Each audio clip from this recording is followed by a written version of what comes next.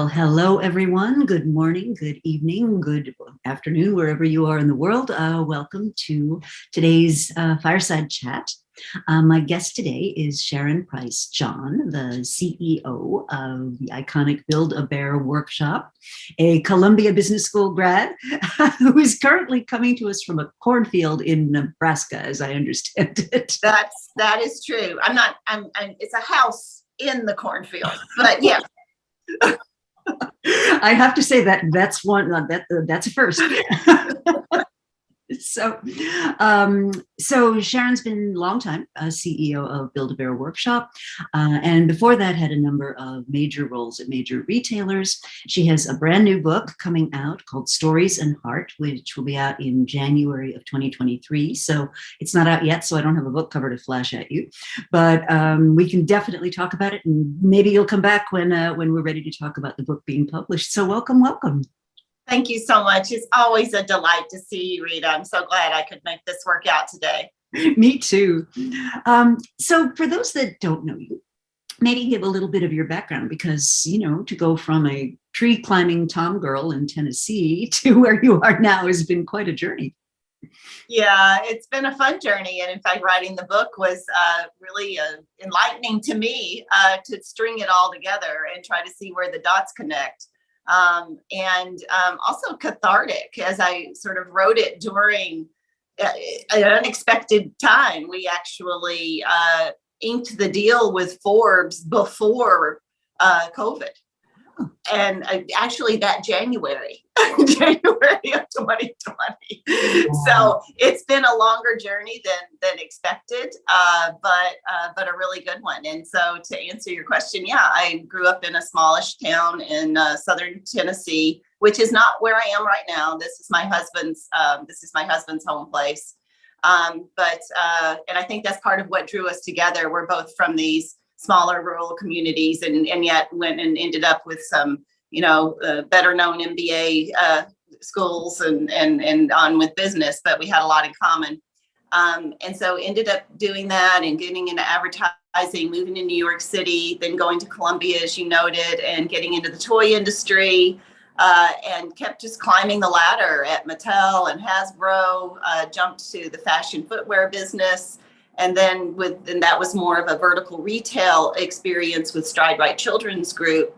And that's all of that put together of the toys, some preschool experience with Hasbro on Play School, and the retail really made me what people believe to be a great candidate to take over from Maxine Clark, the founder of Build-A-Bear, back in 2013. So that's, really just the highlights. And as you know, in the book, I sort of warn about this really succinct, bullet pointed, all, upward trajectory comments, but that's the fastest way to get your resume out. But everybody knows it was probably a little more of a circuitous journey than that. Oh, yeah. Oh, yeah. Well, and the book, one of the things I love about the book, and I got to read a pre-publication version, which I feel very privileged to have done. But one of the things I love about it is you're very honest about, well, this thing, I thought I was going to do this and it did that, and this other thing didn't work. But one of the things you talk about in the book that I love is this whole concept of what's the worst that could happen. Mm-hmm. And I think when I talk to especially younger people, right, there's a lot of fear, right? There's a lot of, should I ask for that raise? Should I put myself out there? Should I ask for that next job? And I don't think they do enough thinking about, well, what's the worst that could happen? Yeah, well, there are some really terrible things, but the truth is the odds of that are so small, and we over amplify the small percentage of likelihood of something really going dramatically wrong. In fact, it's probably not going to. Just like everything in real life, the outside edges of the curve are the unlikely result. Mm-hmm. So just being able to calm yourself in maybe a trepidatious or fearful situation where you're trying to decide whether to maybe ask for a raise or ask for a promotion or anything else, maybe take a chance on a job interview that's outside of your scope, where maybe you don't have all of the qualifications that are there, but maybe you have just enough. You have to say, like, how bad could this be? Maybe you'll learn something. Maybe it's okay if you can come out of it with more information, more self-confidence, and that's really key, than you went in, then it was a great experience. And you have to be very conscious of how you define that experience. That's half the game. So not only is there this finding the sort of approach that says it's okay if this doesn't work out, because that doesn't mean that it didn't work out. Yeah. Yeah. And then sort of wrapping your own personal story around whatever happened to be empowering versus disempowering, then you just keep moving. Then that kind of fear goes away. You're psychologically reducing the fear factor because the downside is minuscule and the result is irrelevant. Right. I love that. I love that. So let's dig into Build-A-Bear for a minute, because I think it's such a fascinating business model. I mean, Maxine Clark, brilliant entrepreneur, sort of has this inspiration, which is, I've got it. I'm going to get people to pay me for the free labor that creates my product. Isn't that genius? Right? So starts the company, phenomenal success, featured in business school case studies and everything, but eventually kind of outgrows what it had been. And then they turn to you as someone with more of a corporate footprint, bigger, experience with bigger brands to turn it around. Can you talk about that transition a bit? Yeah, it's always a very, I'd say, interesting footbridge when you are in a situation where the business has been struggling, and Build-A-Bear was struggling. It had been in contraction from a profitability perspective for about 8 years. Oh, wow. I didn't know it was that bad. Oh, yeah. And was in a loss situation in 2012, the last full year before I took the helm. And particularly when you are asked to take over from a dynamic, beloved leader, which Maxine is and still is, and deserves to be so.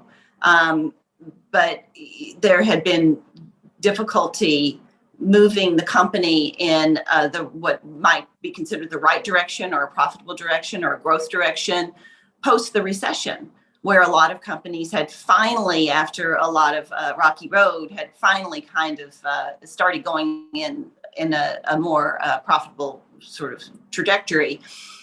But, there were also a lot of companies that didn't make it through the recession. So, Build-A-Bear's still there, but maybe not fully recovered. And so that there's a lot of, I think, graciousness on both sides of the fence on this one. That it's hard for a founder to, in any circumstance, to hand over the helm. And it's hard for someone coming in to find a path to success because sometimes this is what I would say the easiest, maybe even, and I would say unfortunate truth, that is easier to get traction by demonizing the previous administration, if you want to call it that. That creates, change faster. But I was not willing to do that. Well, one, there was no reason to do that. So it was, how do I create the narrative around the necessary change while holding on to what was really important to the company, which was the heart and the culture. Mm-hmm. I would never have gotten the organization to come with me if I'd been a traditional turnaround agent. And I needed for them to believe that I was going to lead them in a direction that could ultimately monetize this extraordinary brand and extraordinary equity that they created in ways that they'd not yet really understood that they could. So it was giving everyone credit for what they had done versus really dissecting all the things that we had done that had gotten us into a situation that was negative. But at the same time, we had to let go of some of the past to do that. Mm-hmm. And that's not always easy. In fact, that's one of the hardest things to do in a company. Yeah. is to get people to put aside things that aren't working for them anymore, Mhm. and move forward into the unknown. Mhm. And we put up I used a mechanism. It's a fairly well known, but I put up a large photoreal of a windshield of a car that has the rearview mirror in it. And when I was trying to get them to understand the necessity for change, and that even though we had to evolve our direction, I wasn't intending on ripping the heart out of the company. And I explained to them that there's been a lot of research about how much time you need to be spending focusing on the future and how much time you need to be focusing on the past. And that's the relative size of a windshield versus the rearview mirror. And if all we do is keep looking in the rearview mirror, what's going to happen to a car? And they yell out, "You crash." I'm like, well, that's what we're going to do, because the world has changed. Mhm. We cannot continue to operate exactly the same way that we were operating back in 1997, 8, 9, up to the 2000s, when you experienced so much success. That world no longer exists. Mhm. The retail footprint has changed. The mall traffic has changed. The digital economy has exploded. The consumer expectation is different. We have to change with that. Mhm. And here's the great thing. All this time, you've built this extraordinary brand that can move into this new world, but we have to meet the consumers where they are. And that really led us to this opportunity to think about that what they had done is created this extraordinary retail company, Build-A-Bear Workshop, that almost, I use the term accidentally, but it was probably more purposeful than that, built an extraordinary brand. And what we needed to do was flip the model on its head and say, now we're an extraordinary brand that just happens to have vertical retail as one form of revenue. And that led us to building out our e-commerce business, re-engaging in our international franchising business, rebuilding our entertainment arm, which we now have a movie on Netflix with Honey Girls, which is an intellectual property that we created, building out our licensed business beyond the kids business, and recognizing that because we were now multi-generational, that we could expand the consumer base to a much larger addressable market of 12 and older now, which represents 40% of our business. I was looking on the site the other day, and there are wedding packages now. Oh, absolutely. Build-A-Bear, bears for the bride. People get engaged in Build-A-Bear. They ask each other to get married using the Build-A-Bear. They put their own voice in the Build-A-Bear and give the bear, and they press the paw, and they ask people to get married. Aww. We have had a marriage inside of one of our Build-A-Bear workshops. It's very, very special to people. Oh, that's fabulous. But let's just go back to that first 100 days or so, because this is not your first rodeo. I mean, you've been involved in turnaround situations with brands before. One of the ones I thought was absolutely hilarious, which I had totally forgotten about, was Furby. And, oh, yeah. And Butterscotch the pony. Yes. So, there's a lot of people who write on the subject of power and change and what you need to do. And that first sort of 100 days or so is pretty critical. So did you have a game plan going in, or did you kind of go in with your sensors all alert and say, I'll kind of figure it out as I get there?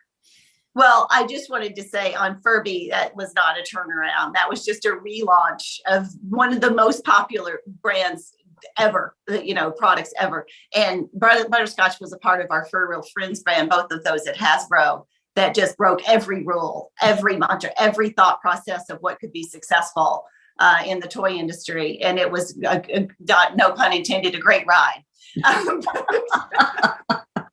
I still love the ads. They're so oh, yeah. That was, just marketing 101. Box checking, tugging at heartstrings, understanding that magic between moms and kids, and the connection that you make, and it was a wonderful experience. But the first 100 days at Build-A-Bear, the first thing we had to do was not fun at all, but absolutely necessary. It's a publicly traded company. We had to put together a plan to return to profitability immediately. And did I have a game plan on that? A general one. One of the reasons that I went to Build-A-Bear, though, is because it was not a lost cause. No. One, the brand value far outweighed the current business, what was reflected in the current business results. It also had a very clean balance sheet, great cash flow. So we had a pretty long horizon to get this together. But we did need to stabilize the stock price, and we needed to, therefore, first things first, focus on profitability before you started focusing on growth. And so once you've been in a number of turnaround situations, whether it's business units or brands, you get pretty good at knowing where the culprits usually are, which line items don't make sense. You know where to dig, poke. And then you start getting into it. And we pulled a lot of levers that I've pulled before. Margin expansion, renegotiation of contracts, classic stuff. Stopping a lot of things that we probably should not be doing that did not have an ROI, that maybe were legacy from the past. And we returned. We were able to provide a bonus that year for the first time in many years. Talk about that. That was the drive for $1, right? That's right. That was the drive for the dollar. The team, I don't know that the team at large had been aware that because the company had been struggling, that the board put together a plan whereby if the company made $1, that they would get some semblance of a bonus. Like they wouldn't max out, but there would be a bonus to be paid, because it was just, they wanted so much for the company to focus on returning to profitability as that first step, which it should be. And I shared that with them, and we almost made it fun, if you can. I mean, and Build-A-Bear is a place where if there's ever a company where you should have permission to be a little more playful about the way you even approach or amplify or evangelize serious things, it should be Build-A-Bear, So we put together screensavers and, like flyers. Dollars falling out of the sky, right? Oh, yeah. Oh, I did that on stage to try to get them to understand almost how we should be able to do this. I mean, literally, I was like, all we got to do is say the $1, guys, hundreds of millions of dollars, generated of revenue at Build-A-Bear. And you just got to catch one, just one. And I'm like pulling them out of the sky, just one, and you get a bonus for the first time in multiple years. I need you to understand what you do that either creates or destroys value at this company. That's not just my job. That's not just the C-level. No one can do that by themselves or with a small team. Everyone has to understand the business we are in, how money is made, and how you play that part. So does it matter when all you need to do is make $1 that you go, oh, let's just order a whole bunch of pizzas for everybody, and then you throw half of them away? And, down into the weeds of what you actually do control. You think you don't control anything, but when, that last pack of staples is the $1, maybe you do. Mm-hmm. And they took on their own mantra internally about don't spend my last $1. Don't you? I mean, they would get over people's cubes and go, what are you doing over there? I love that. Are you spending our last $1? I absolutely love that. Well, because it also it really does give people permission to do stuff at a local level, right? And, in the book we talk about office supplies, right? Well, I've got these notebooks or pads or something I'm not using. Do you need them? Kind of setting up their arrangement.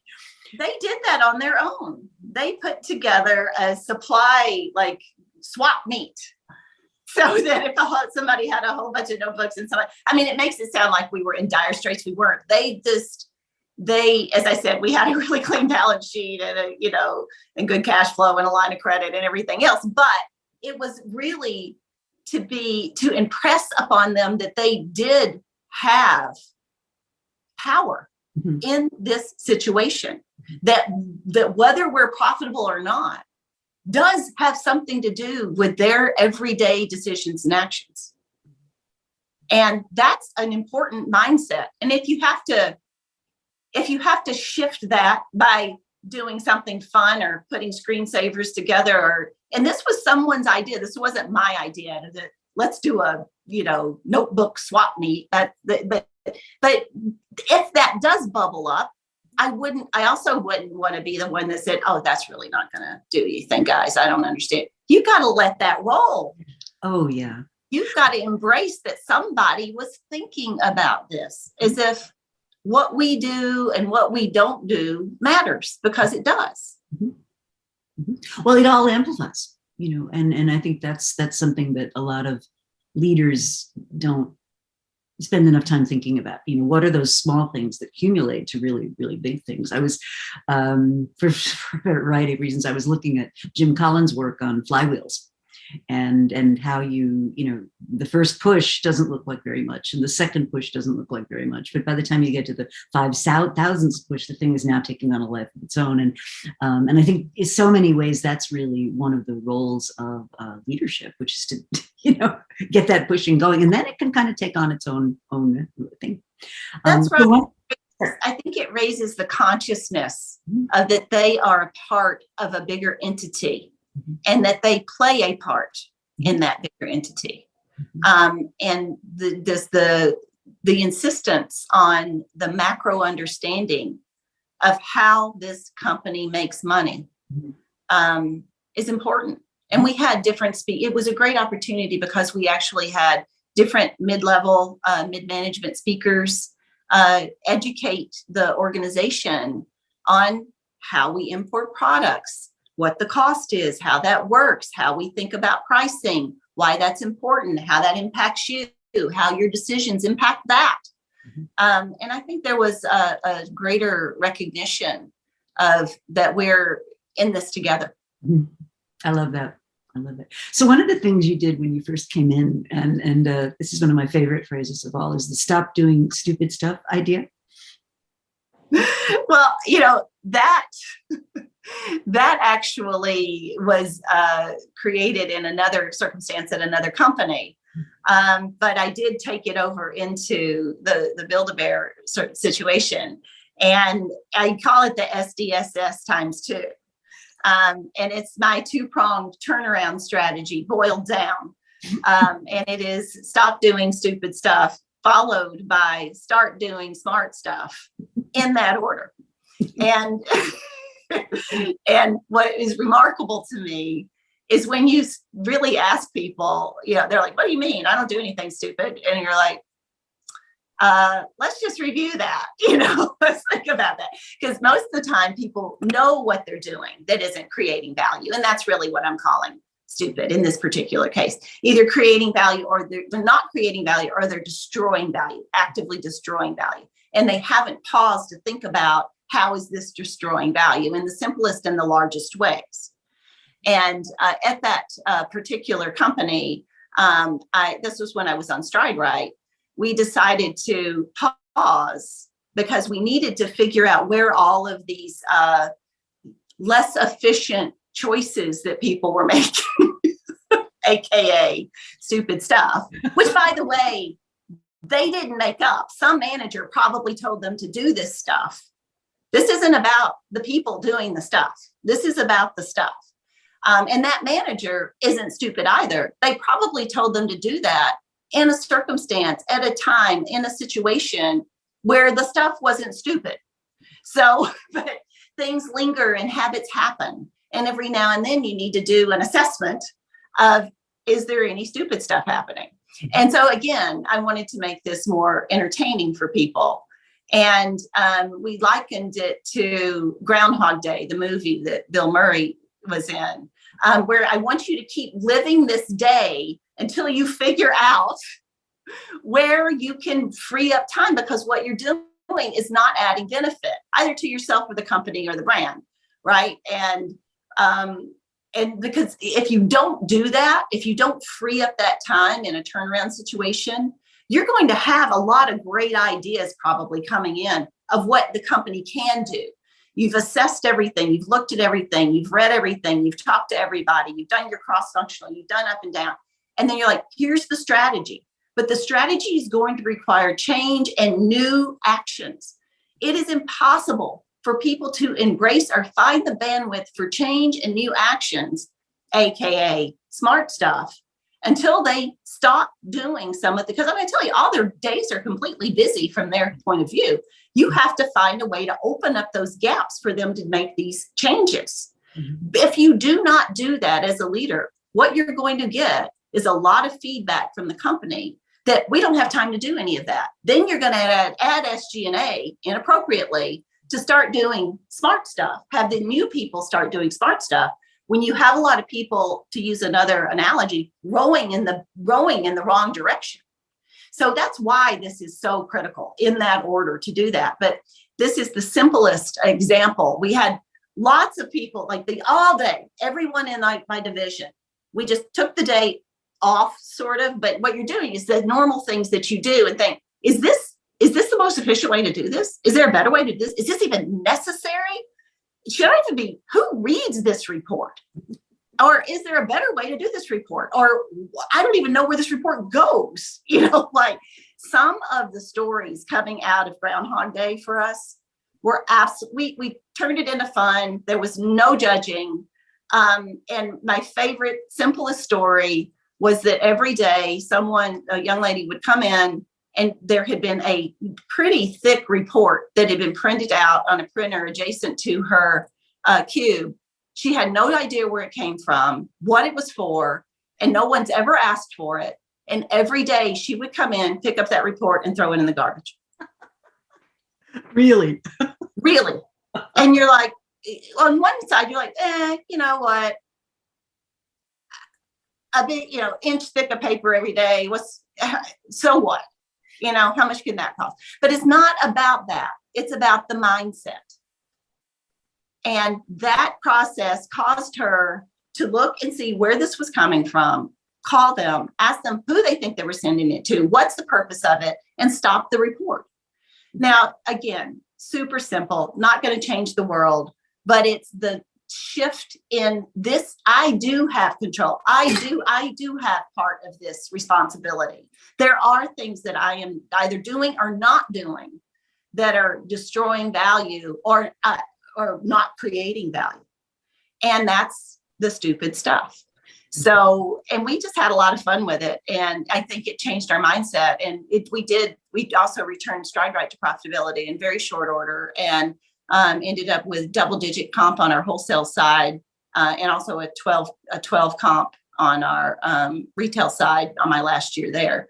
And that comes with believing in people to push down knowledge and empowerment, because you cannot do it alone. Strategy is just writing on a piece of paper until people execute it. Mm-hmm. And they cannot execute it until they have time to do so and they understand what they're doing and how that ultimately ladders up to the creation of value. And that is one of your biggest jobs, to both make sure that gets cascaded in a way that people can grasp it and understand it, give them the empowering tools to be able to execute against it, and know that they're, going to be, the goal is for everyone to be rewarded when that happens. Mm-hmm. I love that. So you, clearly CEO now, but it was not always a predictable path. And if I go all the way back to, you were the first in your family to go to college, right? 4 years. Yeah, the 4-year college. Yeah. 4-year college. But you sort of started and stopped. And maybe talk about that a little, because one of the things I find is people think that they've got to get on this track, and that if they get off that track, like, it's over. And yet you were working at a gene shipping operation. Yeah. Yes, so I did. About that mindset, because I think it's a fascinating mindset for people to say, just because I happen to be doing this right now does not mean that's what I have to be doing forever. Well, yeah. And this is also, in the odds were bad for me to go back to a 4-year university after taking a break. I mean, that's just, the statistics are what the statistics are on that. But I can only speak to it as from a small town. But I think that it may bleed over into other mindsets of people who may not be on the automatic path, and that everyone around them is going to a 4-year college. it's difficult for someone to acclimate sometimes to a bigger community. My entire county had 30,000 people in it. And that was the size of the school that I went to. So it really can be hard for someone from a smaller community to navigate in that environment.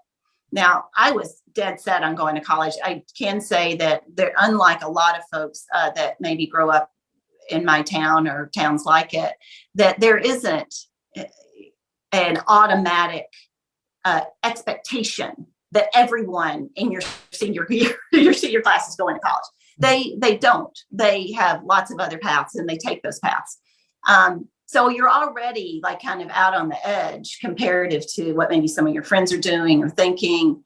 But four of us, three of my friends that I've known since, this is just the way it works in little towns, since I was 4 or 5 years old, at least a few of them, we all went up to be suite mates, and they chose a different path, which is actually very common before we got through school. Somewhere between freshman and sophomore year, somewhere in there, every one of them chose a different path. And so here I am, and I'm like, wow, now what? I don't have my support structure. I really hadn't probably acclimated and engaged with the broader community because I had this kind of built-in friendship group.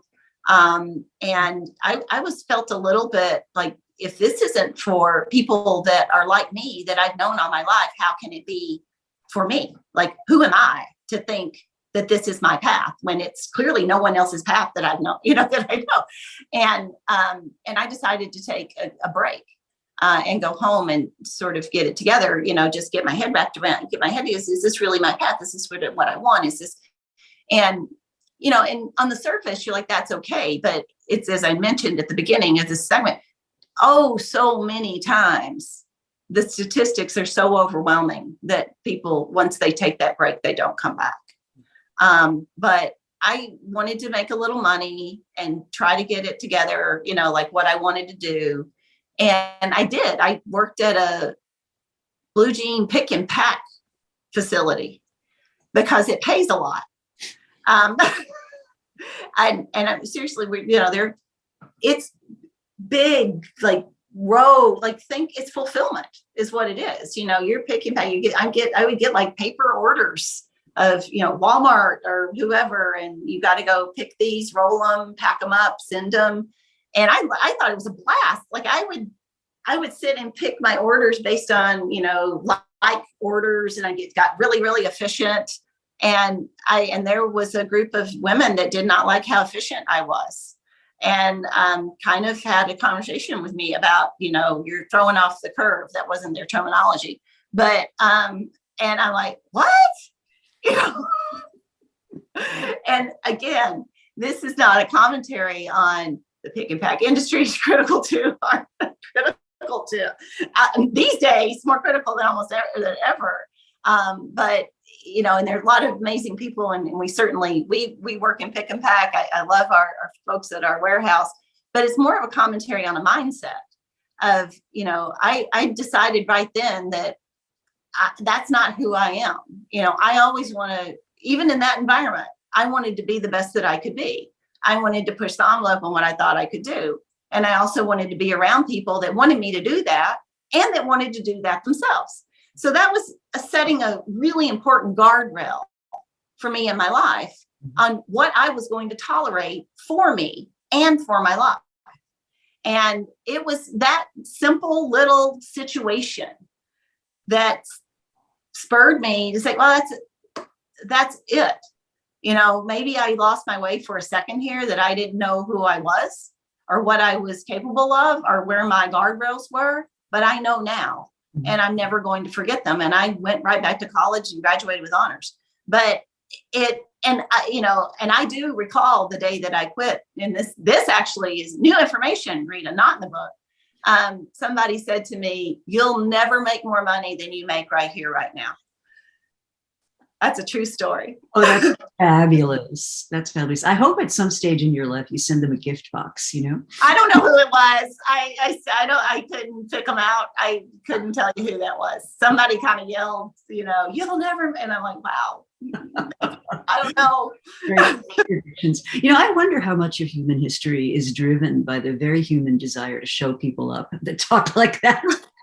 If you can package it for yourself in the right way, it's fine. As long as you don't turn it into hate and vitriol. No, that's only going to drag you down. But if you can put it as fuel, use it.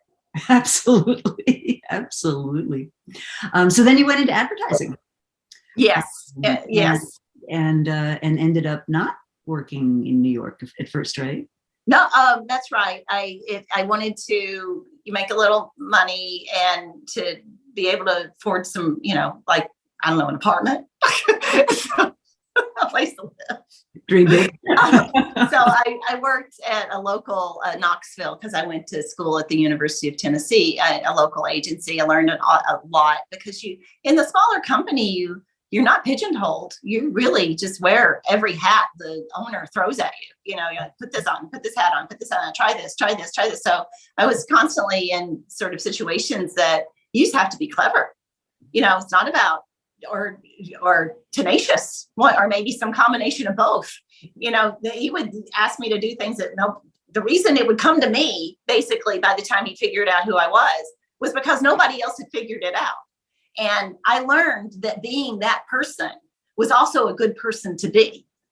When, because you would hear him like down the hall, it would be like, Sharon, and it would be like, go, I don't know, they can't figure this one out. Go figure it out. And I'm like, okay, no idea what I'm doing. Yeah, I think jobs like that when you're young are just so valuable. I mean, one of my first major full-time jobs was with the city of New York, and it was a similar situation. It was like, if you're the one who can figure it out, you become the go-to person, and they're just like, here, have it. Yeah. No politics, no power struggle. Just if you can make this happen, we're fine. Oh yeah, it would be ranging from anything from figure out who we should call to get a pitch on this thing, and I just call people until I got through.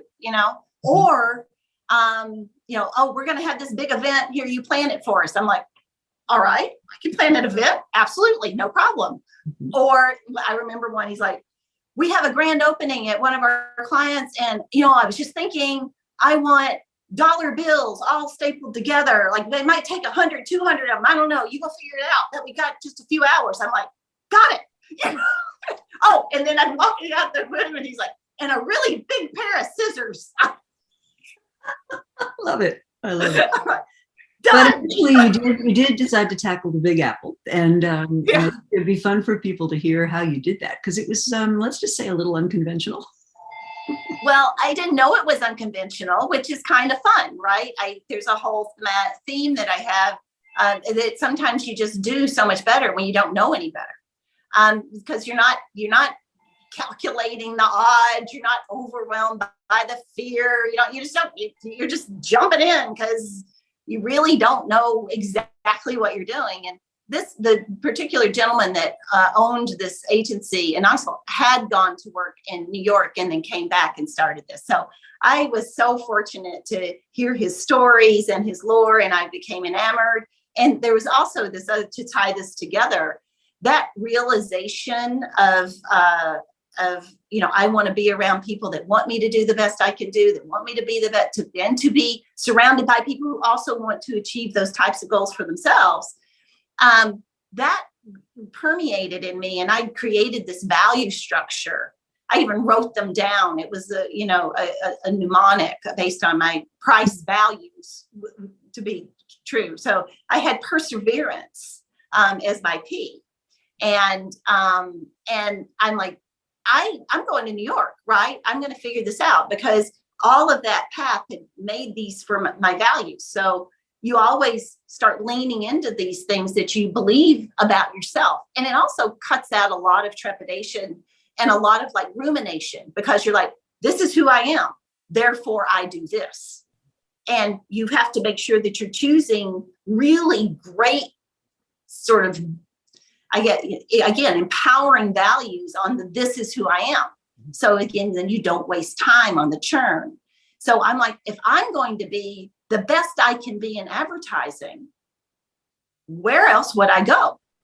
It wasn't, I want to go to New York. It was that this is who I am. This is what I must do. Mm-hmm. So I put together this, I look back on it now, it's hilarious. And you clearly find humor in it as well, Rita, which is perfectly fine.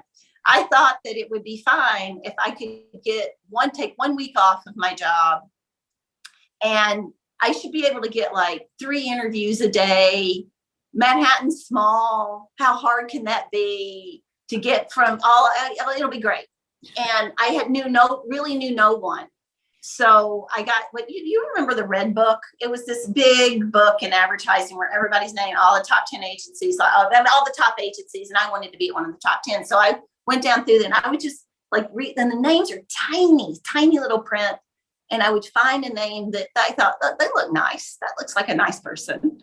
And they had their phone number right there. And I would just call this person, and early in the morning, because I'm trying to avoid the assistant or the secretary at the time. And I would get these people on the phone and just start. I had a script. And I think that I learned some of this from that advertising experience, right? Where the CEO, the boss, the owner would just say, go figure this out, right? And I'd be like, I'm getting through. He wants this answer. He wants this person. He wants this contact.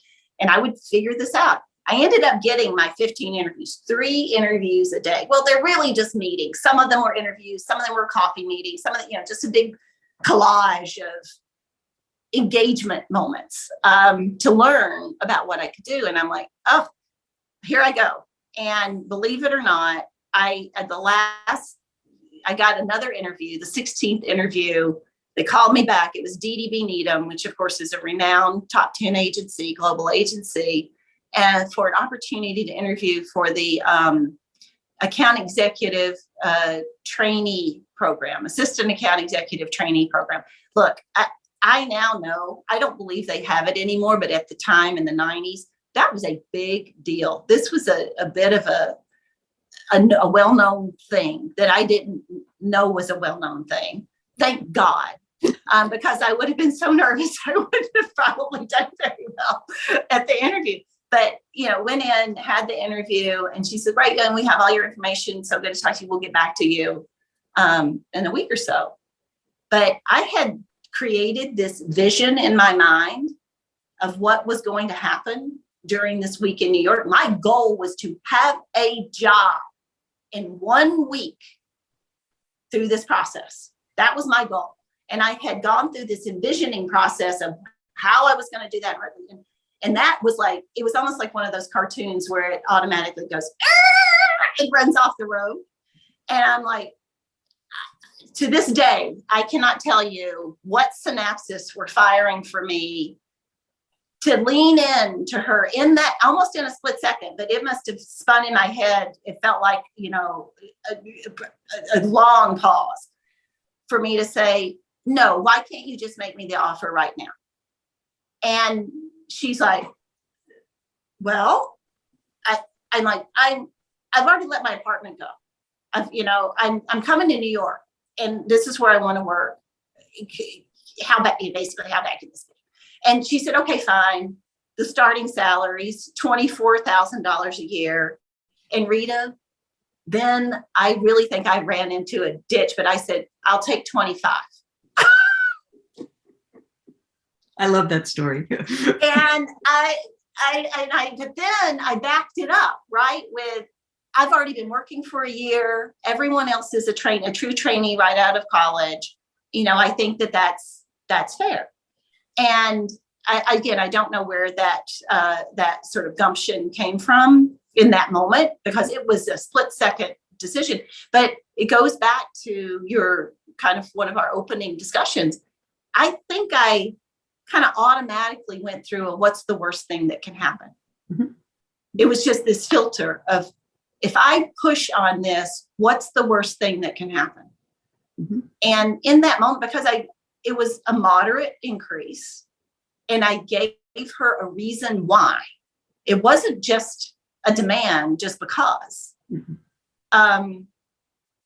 I thought, well, the worst thing that can happen is she just says, no, 24, that's our standard. And that's a take it or leave it. Then of course I would have taken it. Mhm. But in that moment, when I did it in a pretty calm way, it wasn't a demanding way, it wasn't in a rude way, and it was with real purpose as to why, that the justification of that. Even if she'd said no, I think I told her something about who I was, Mhm. that would probably be good for their clients and for them in advertising. Mhm. Yeah, absolutely.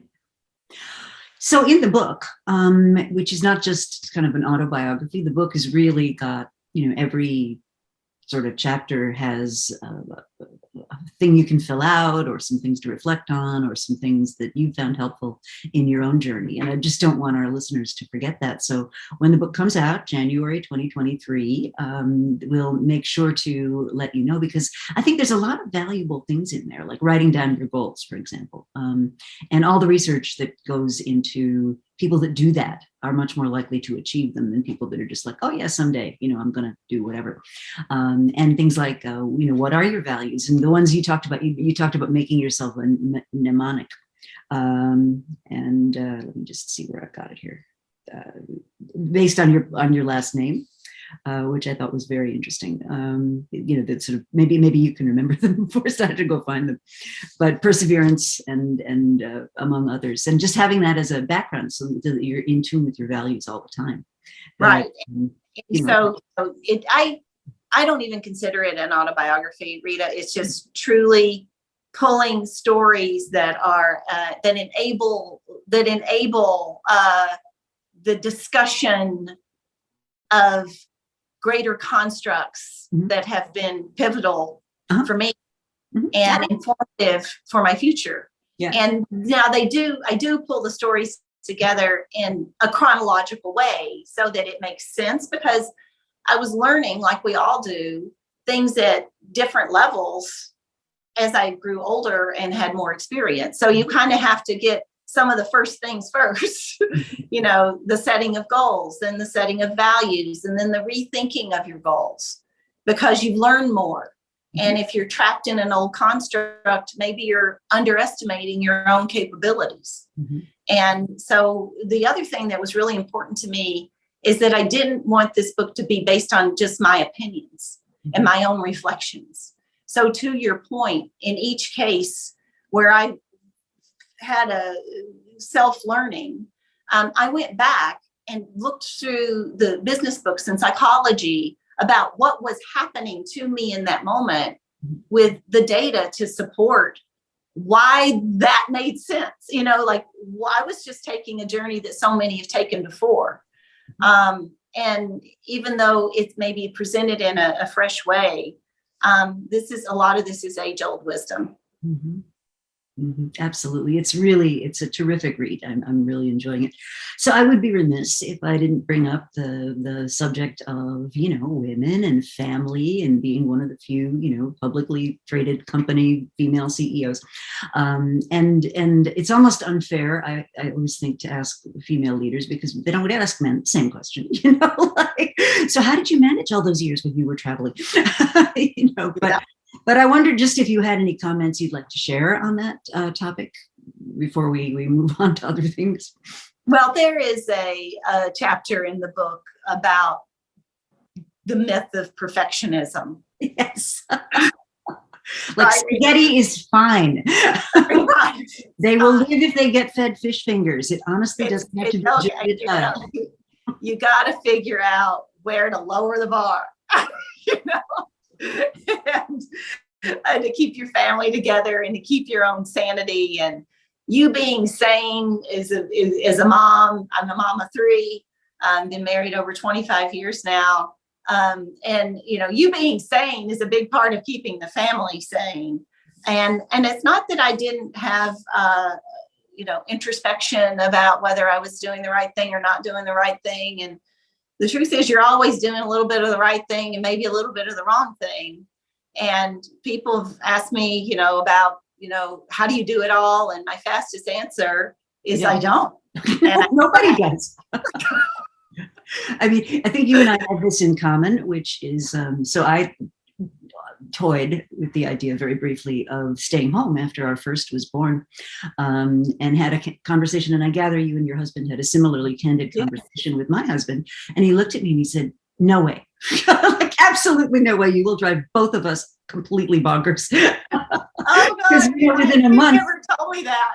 Oh yeah.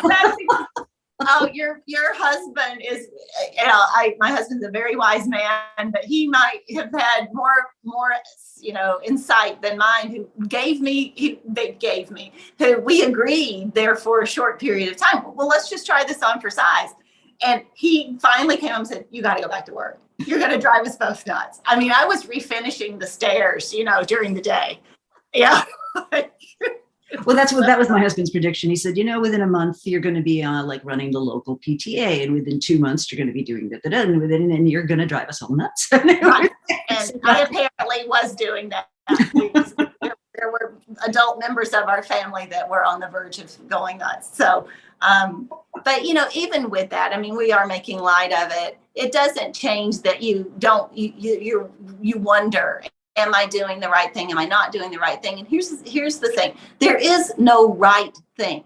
There is no all women should work. There is no all women should stay at home. There is no right thing for all people. It is absolutely critical that you go through this process of what are my goals? What are my dreams? What are my values? What's the best path for my family? Not just me, not just for my children, not just for my husband. What's the best path that fulfills everyone to the greatest degree? And the key is to find that path of authenticity for you.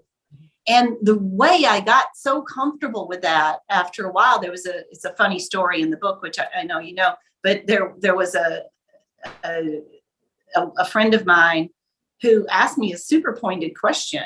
And she was a psychiatrist, believe it or not, which is hilarious to me. She's like, do you want your daughter to sacrifice her dreams for your granddaughter? I really had to think about that for me. I couldn't get it together. Like, what does she mean? What is she saying? Oh my God, I don't understand that at all. And it spun around in my head for a minute. And I was like, well, no, I wouldn't want my daughter to not do something that, that's fulfilling to her because she felt like she needed to stay home and raise my granddaughter. No, I want her to be fulfilled. That's why I'm having this problem myself. And she said, she just like looked up to me. It was so poignant. She goes, so don't model it. Mm. So whatever it is that's fulfilling you, that makes your job is to live your authentic life because you want your children to model living their authentic life, not go back to work because you want your children to model you going back to work, or stay at home with your kids because you want them to model staying at home with their kids. It's because you want to model living an authentic life. That's great. So we've had, 2020, like you sign a book contract, life is good, the firm's on a good track, and then we have a pandemic. How did you navigate through that? Because, I think one of the interesting things that my friend Tom Kolditz, who is a military guy, he writes about is, there's peacetime leadership and there's wartime leadership. And he talks about wartime leadership is, you got to get everybody moving in the same direction really fast. And so maybe you could spend just a minute or two on that. Yeah, that of course, this is not anywhere nearly as acute as a military situation, but in the theory of it, there are a lot of similarities. Mm-hmm. And that you have to recognize when you are in crisis management. Mm-hmm. And so many of maybe your best honed management tools need to be put aside because yes, it's okay. They'll come in handy later. I know you've spent a lot of time figuring out exactly how to do this or that or the other, and for us in our particular company, collaboration's one of our values. Like we're a very collaborative company, very creative company. But this was the recognition by myself and my leadership team that this is a crisis. And so most of the time in crisis mode, action is better than inaction. Speed is better than trepidation. And so in that, you have to be a little bit more dictatorial, and you have to get a lot of confidence and a lot of alignment very quickly. And you have to cascade at light speed. Because, we ended up shutting down 500 stores around the world in a 48-hour period, and then furloughing 90% of our organization over the next few weeks. That's not a lot of contemplation with 7 different scenarios. No. Yeah, that must have been really tough. Well, it takes enormous strategic trust with both you, your leadership team, and the organization.